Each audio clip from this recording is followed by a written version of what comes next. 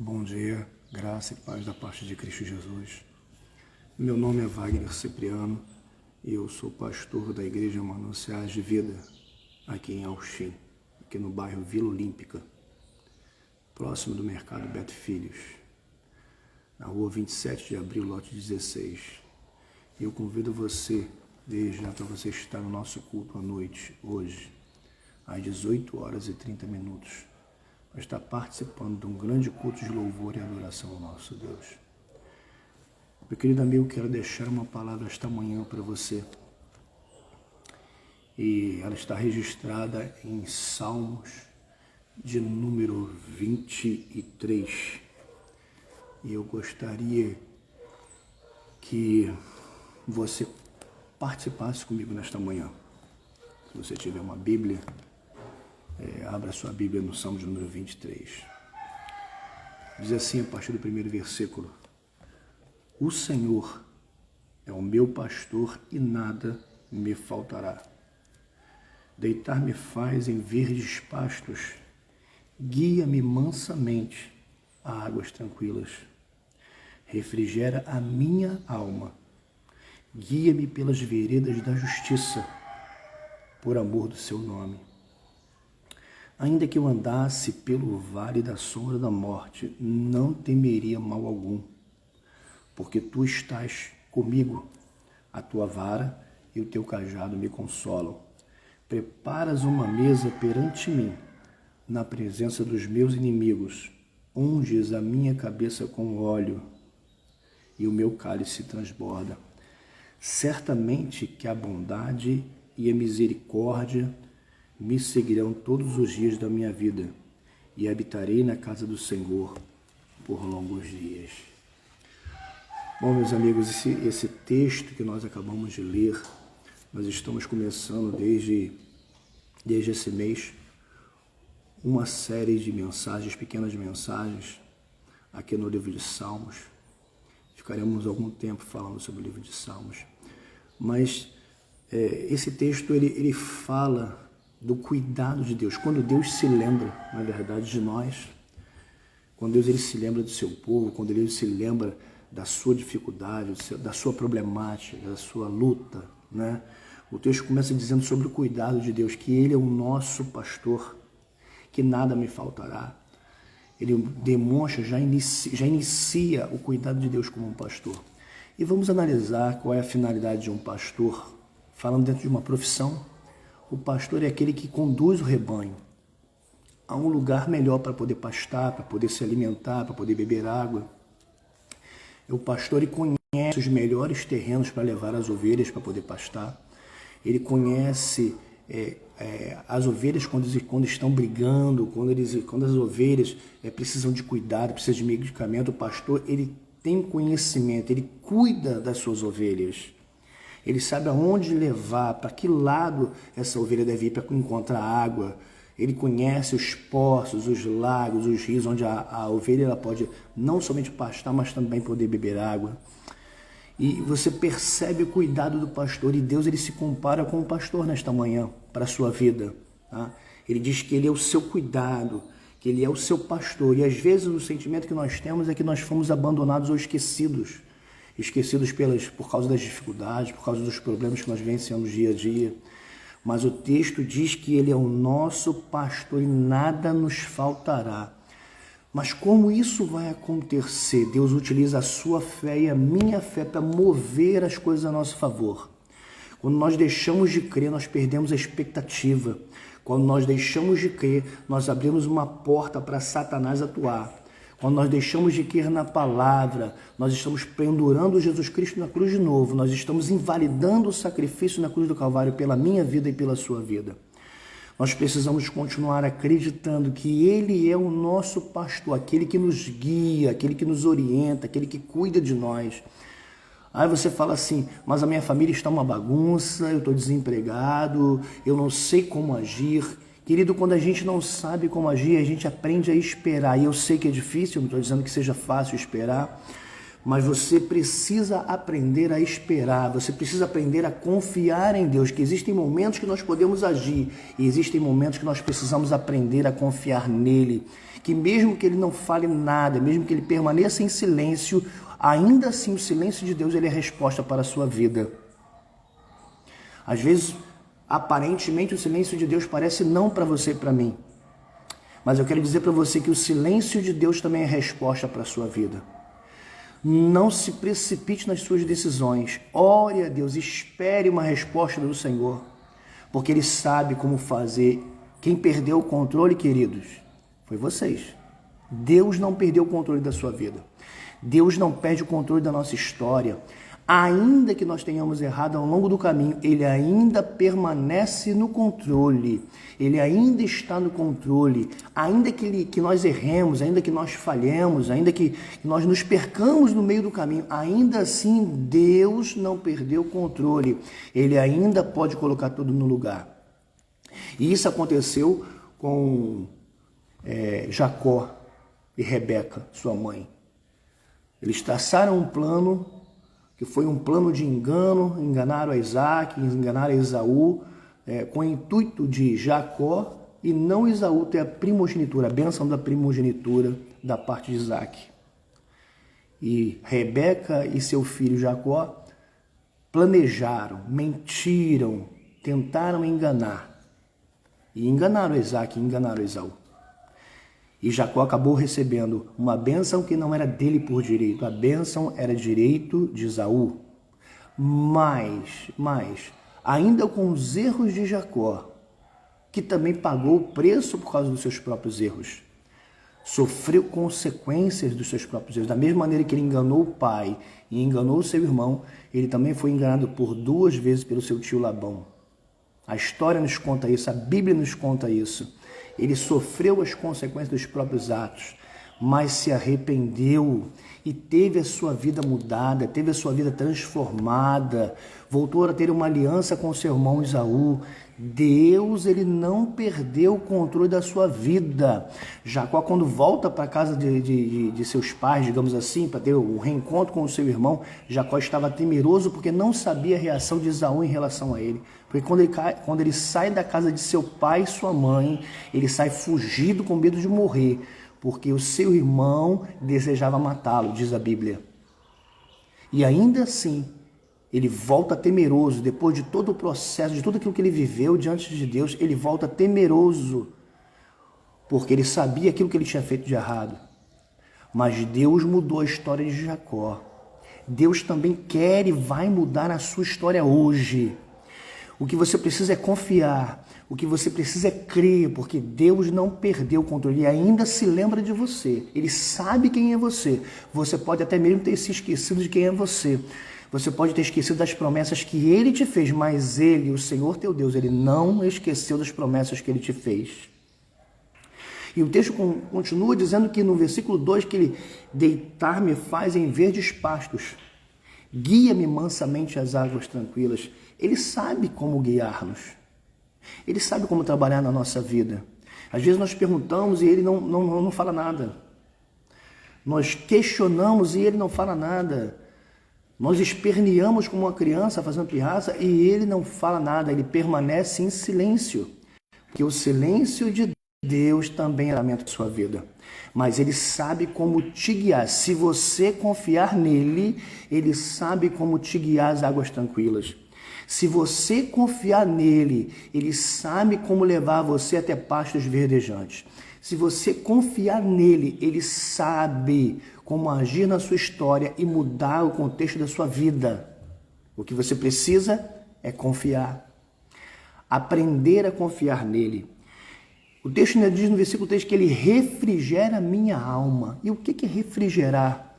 Quando você está debaixo do sol quente, no verão escaldante aqui do Rio de Janeiro, e você sente muita sede, porque aqui no Rio de Janeiro realmente é muito quente, e você toma uma água fresca, não é gelada, porque a água gelada não mata sede, e a água quente também não mata sede. Mas quando você toma uma água fresca, você bebe uma água fresca, aquilo, ele entra no seu organismo e vai refrigerando, vai te dando novas forças, vai te dando alegria, vai te dando prazer de você estar bebendo aquela água. O texto diz que ele refrigera a sua alma, ele refrigera a minha alma. O salmista diz, refrigera a minha alma, guia-me pelas veredas da justiça, por amor do seu nome.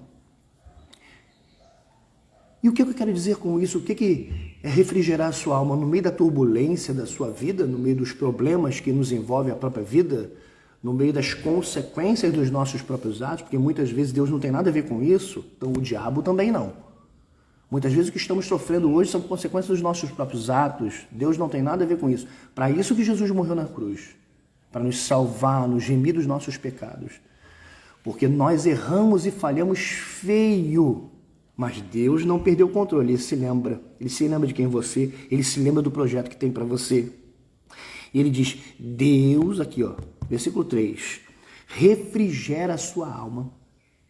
Mas como Deus vai refrigerar? Quando você está sufocado, quando você está angustiado ou angustiada, quando você se sente perdida, quando você se sente solitária, quando parece que tudo diz não, quando parece que nada vai dar certo, quando parece, só parece que nada vai dar certo, só parece que está tudo perdido, só parece que está tudo acabado, mas não está, porque Ele sabe no meio das dificuldades como refrigerar a sua alma.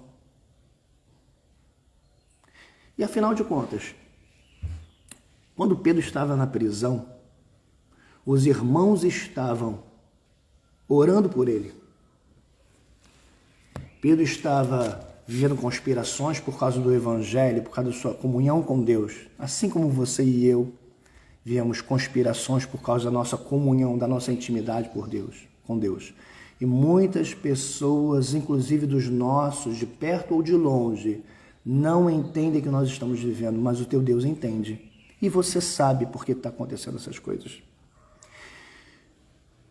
E o Senhor Deus, ele ensina que Pedro, ele estava preso.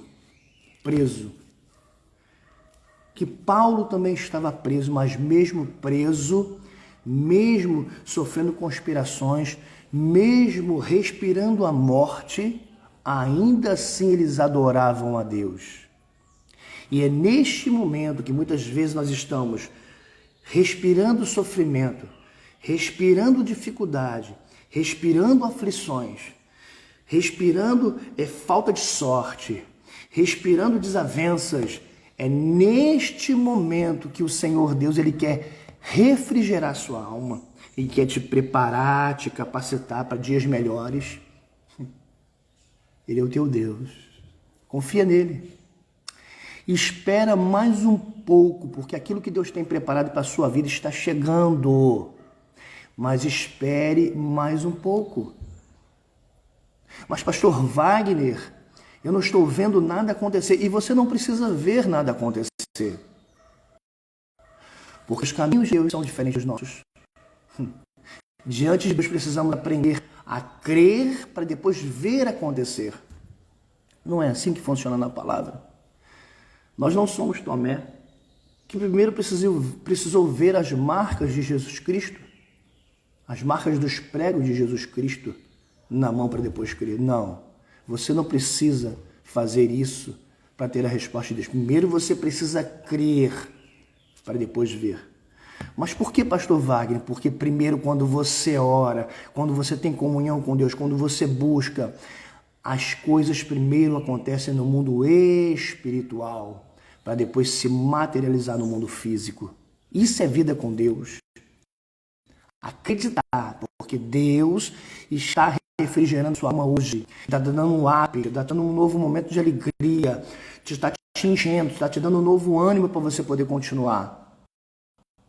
Porque não é fácil pensar em desistir. Depois de ter construído uma história, depois de tentar muitas vezes, o sentimento que nós temos de desistência é muito grande. Mas Deus não te chamou como covarde para você desistir. Deus quer te conduzir. Ele se lembra da tua dor. Ele não esqueceu da tua dor.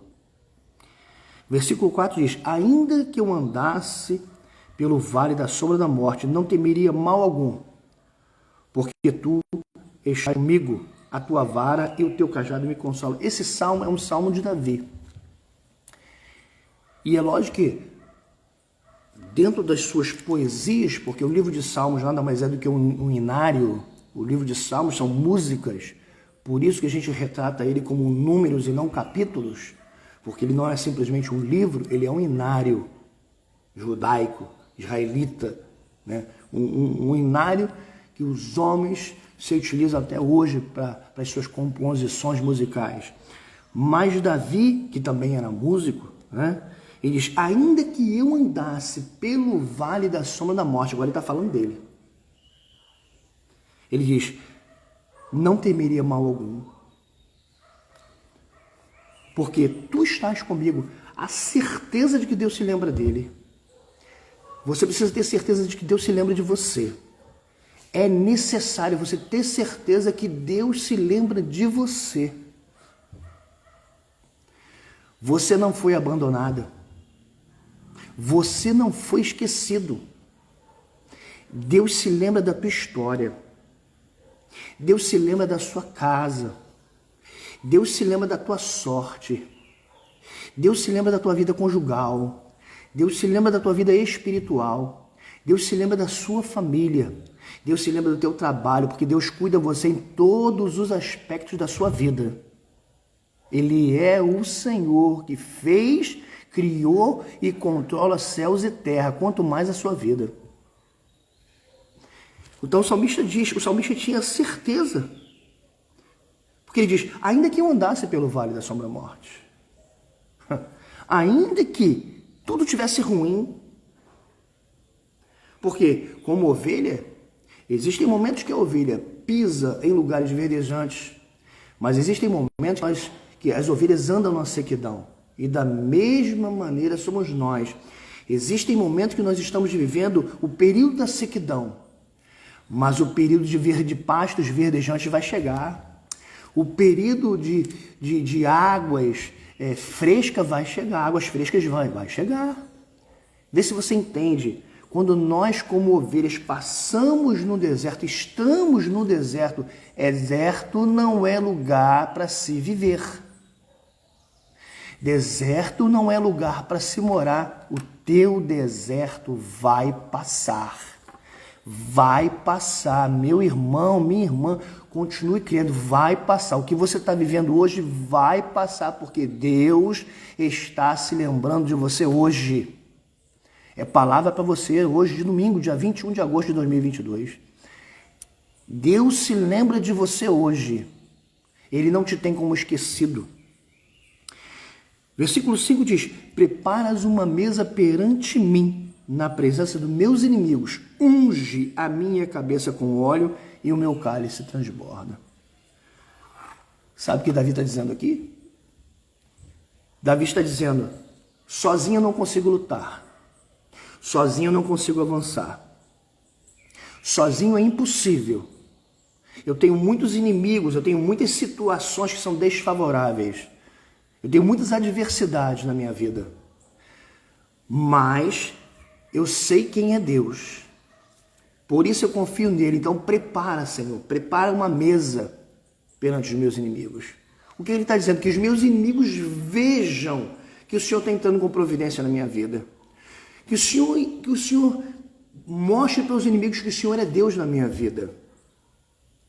Ele ainda diz: unge a minha cabeça com óleo. Sabe o que é isso? Sabe como nós podemos entender isso? Preparo. Preparo para suportar as afrontas. Capacidade do céu para você poder vencer e ter vitória. Porque a sua vitória não vem da sua língua. A sua vitória não vai vir daquilo que você pode fazer. A sua vitória vai vir daquilo que Deus vai fazer na sua vida. Porque quem te justifica é o Senhor. Ele é a tua justiça. Está aqui. Está aqui. Preparas uma mesa perante mim, Na presença dos meus inimigos, unja a minha cabeça com óleo e o meu cálice vai transbordar. Vê se você entende. Deus, ele é tua justiça. Você não precisa abrir a boca para brigar com ninguém. Você não precisa se indispor com ninguém, porque quem te justifica é o teu Deus. Quem te justifica não é a sua voz. Quem te justifica não é a sua mãe. Quem te justifica não é o seu pai. Quem te justifica não são seus filhos. Quem te justifica não é o seu marido, não é a sua esposa. Quem te justifica é o teu Deus. E se ele te justifica, pode deixar os outros falarem o que quiserem. Não se importe se ainda se tentarem colocar você na primeira página do Jornal da Fofoca. Entregue para ele. Porque ele sabe como cuidar, ele sabe como corrigir e sabe como ser a sua justiça. E se ele é a sua justiça, ainda que tentem te injustiçar, ainda que tentem, serão envergonhados e humilhados para a glória de Deus. Porque se você é autêntica, se você é verdadeiro diante de Deus, Deus irá entrar com providência, porque o texto diz, ai daqueles que tocam na menina dos olhos de Deus. O Senhor nos ensina isso. E nós somos meninos dos olhos de Deus. Nós somos as ovelhinhas do seu pastoreio e ele é o nosso pastor principal. Ainda que as pessoas se voltem contra nós, ainda que as pessoas nos desprezem, ainda que ninguém mais se importe contigo, ainda que tentem te humilhar, ainda que falem mal de você, ainda que use as redes sociais, que usem Facebook, que usem Instagram para falar mal de você, ainda que tentem fazer isso, quem dá a última palavra é Deus. Quem transforma é Deus. Quem te justifica é Deus. Quem faz é Deus. Cala a boca, fica quieto. Ora e espere a ação de Deus. Eu estou falando que é fácil? Não. Mas o salmista, ele teve que aprender isso. Ele teve que aprender, porque Deus, ele tem tempo para nos abençoar. Deus, ele tem tempo para mudar a nossa história. Mas, pastor Wagner, o que eu faço enquanto isso não acontece? Continua crendo, continua buscando ao Senhor, continua se humilhando diante dEle. É dEle, meu irmão. Não se humilhe diante de ninguém, se humilhe diante dEle, do teu Deus. Porque é Ele que vai entrar em providência e vai mudar a tua história. Versículo 6. Certamente que a bondade e a misericórdia me seguirão todos os dias da minha vida e habitarei na casa do Senhor por longos dias. Davi demonstra que certamente que a bondade e a misericórdia me seguirão todos os dias. Vê se você entende, ele estava sofrendo como ovelha. Ele se compara com uma ovelha aqui, né? Ele estava sofrendo como ovelha, mas tem um detalhe, ele tinha certeza da bondade de Deus sobre a sua vida. Ele tinha certeza que a bondade e a misericórdia do Senhor iria seguir a sua vida. Continua crendo. Continua crendo, meu irmão e minha irmã. Continua crendo. Porque eu sei que não é fácil, mas é preciso.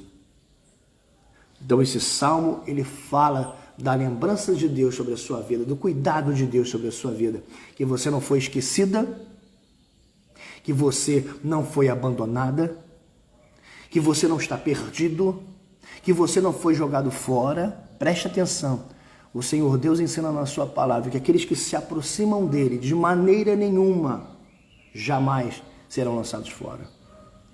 E outra coisa, para finalizar esta palavra, muitos podem até ter você, a sua casa e a sua vida como ovos numa chocadeira. Mas peraí, pastor Wagner, o que o senhor está querendo dizer? Porque os ovos de chocadeira, quando estão misturados, ninguém sabe quem é a mãe. Ninguém sabe quem é o pai, não é verdade? Para a gente saber quem é o pai ou a mãe de um ovo que está na chocadeira, a gente tem que escrever nesse ovo. A gente tem que botar data, colocar informações na casca do ovo, fazer anotações, colocar dentro da chocadeira de forma que você saiba quem é quem, anotar em um caderno. Você não é filho de chocadeira, entendeu o que Deus está te falando nessa manhã? Você não foi abandonada, você não foi jogada fora. Deus se importa com você, Deus se importa com a sua casa, Deus se importa com a sua história e tem um ministério maravilhoso para concluir na sua vida.